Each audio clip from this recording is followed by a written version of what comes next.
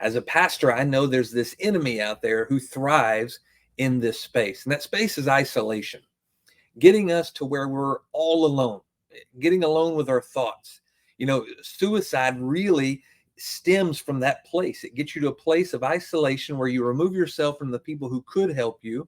And maybe many times people just didn't have a group of people who could help them anyway. So it was easy to isolate themselves, because what they're actually doing is isolating themselves from the hurtful people or the broken people that pushed them to this place. And that's a hard conversation, because if you don't have people in your life who speak life into you, they constantly drain you, constantly bring you down to their place where they're stuck, you can get really bogged down. So then, even in a moment where you're doing something good for you by removing yourself from them, you still have a place of isolation. And the last factory setting, the things you've been stuck in, those thoughts and negative processes that you got from this group of people or that person, now you're just set to stew with it by yourself. And it really can get you this place of being down.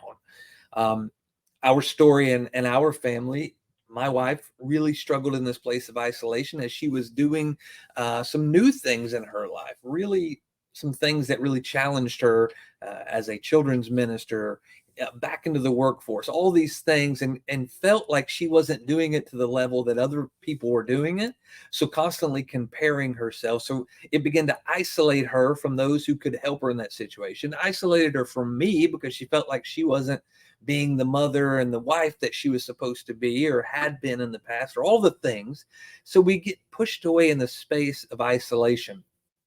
So isolation continues to be a problem. I'm thankful today that she didn't take her life. If you've heard our story, we did a podcast episode on this before, but she got to the very end, almost did it. And really in a moment of prayer, a moment of connection to God, said, God, if you're there, I need to know. And dropped that razor that night. And I'm thankful today that I still have my wife with me. A lot of people don't get that that honor, that blessing to have that person, because in that moment of isolation, they were all alone and felt that way and didn't even know who to call or call out to.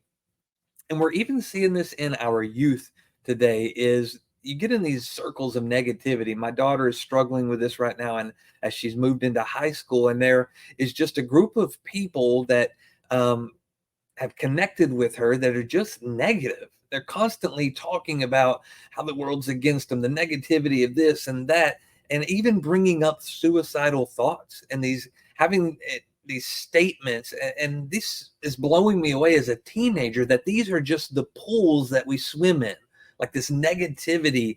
And it can even push you to that place of, even amongst a group of people, to feel isolated.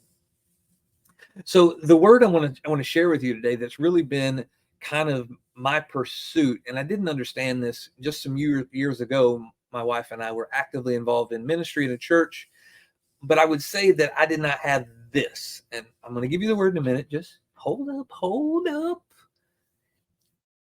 But in a season where we came out of that church and started something really fresh, it was fresh for me. I wouldn't say it's new all over, because people do this all the time. We just don't highlight it enough when it comes to church, because church for us has become the building, the steeples, and a lot of parking spots and pews for us to come sit and worship together, the place where we come and have it all together for an hour and a half, and then we go right back to our mess, right?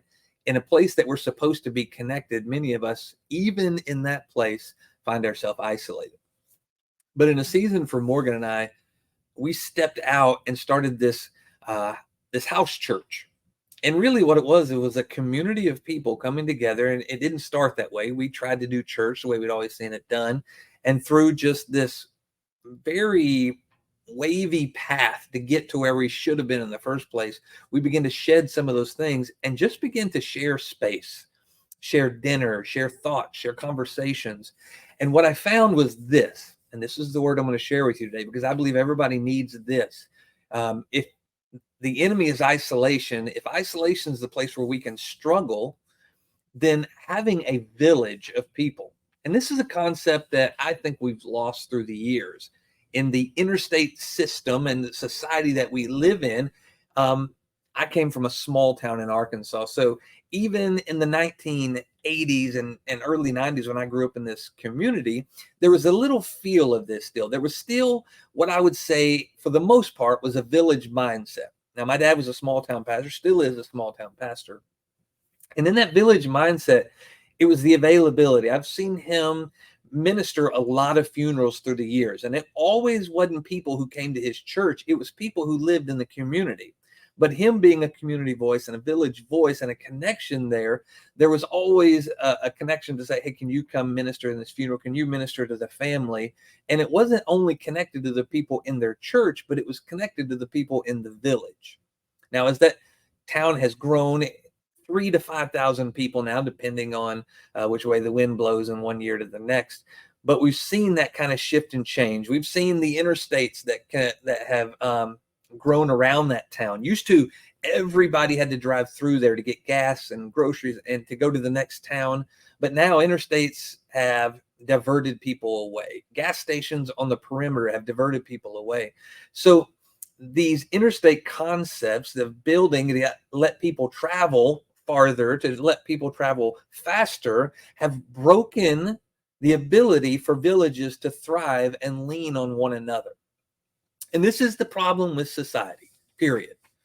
The fact that we are a microwave society. We have to do everything faster. We want everything quicker. We don't care how we get it anymore. Look at the ingredients in your food and you'll understand that. Gone are the days where in a village, someone would bake bread and it would be given out. Why? Because you can go to the grocery store and just get a loaf of bread now.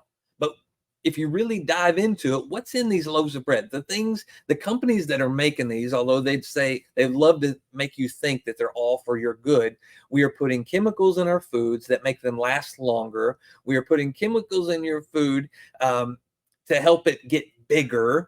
Because why? Because that makes money, right? We want more money, so we want it to last longer, which is not good. We want it to be bigger, which steroids and all that affects us. Like, there's effects on all of this.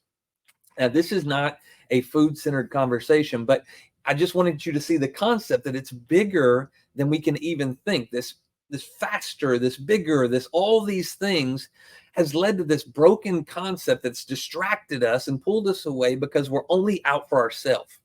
And in these village concepts, as we've made everything faster and we've diverted people to get to here, we don't spend time together anymore. We don't lean on one another. We don't celebrate the gifts of others because we just struggle to be good at everything or pay for what we need, instead of really one-on-one. So the old concept in a village was everybody had, I'm going to use this word because it's one I would use in church, but I think it's even in our villages, if we get to it, everyone had a calling or a gifting. You had the person who was good at this, whether it be baking bread. We had a person who was good at sewing clothes. And there was a trading, a passing on, a transition. I'll give you this and you give me that.